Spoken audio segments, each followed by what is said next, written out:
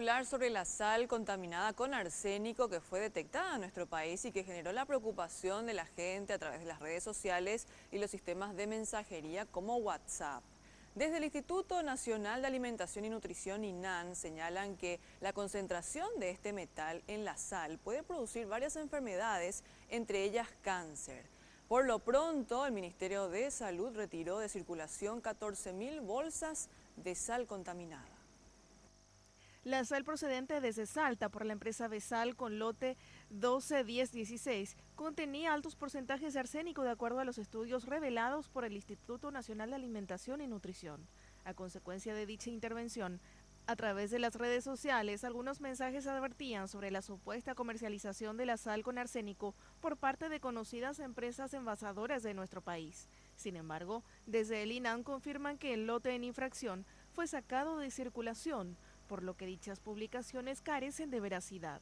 Bueno, realmente hay que aclarar que es una sola empresa, una empresa elaboradora, es la empresa Besal, en la cual en sus depósitos encontramos sal con niveles mayores de arsénico que el permitido. Ustedes también quiero aclarar porque en las redes sociales dijeron, ¿quién pudo haber puesto arsénico en la sal? No, el arsénico es parte del medio ambiente, está en el suelo, está en las aguas y existe un límite máximo de residuos permitidos, que en este caso es 0,5 miligramos por kilo de peso. La única empresa que importó este lote es Besal.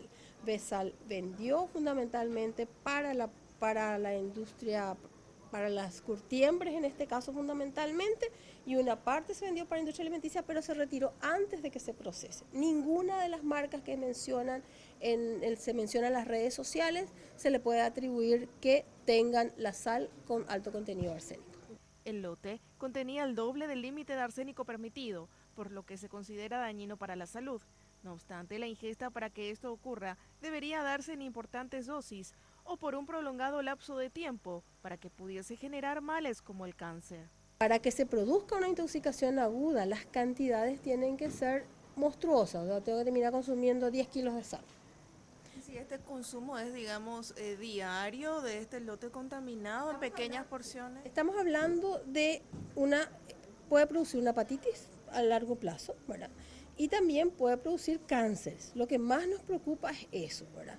La ingestión crónica de arsénico puede producir cáncer de piel, cáncer de pulmón, cáncer de hígado y cáncer de riñón fundamentalmente. Entonces, es como nuestra mayor preocupación. Si vos, o sea, a mí hoy me consultaron y en cuánto tiempo.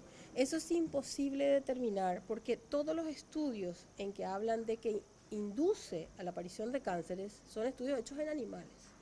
En cualquier caso, la directora del INAN recomienda a la población evitar el consumo de sal de dudoso origen que pudiera provenir del contrabando y fijarse siempre en el lote del producto, ya que la sal, si es vendida por vías legales, es uno de los de mayor trazabilidad, es decir, mayor control desde su punto de producción y cadena de comercialización hasta el consumidor final.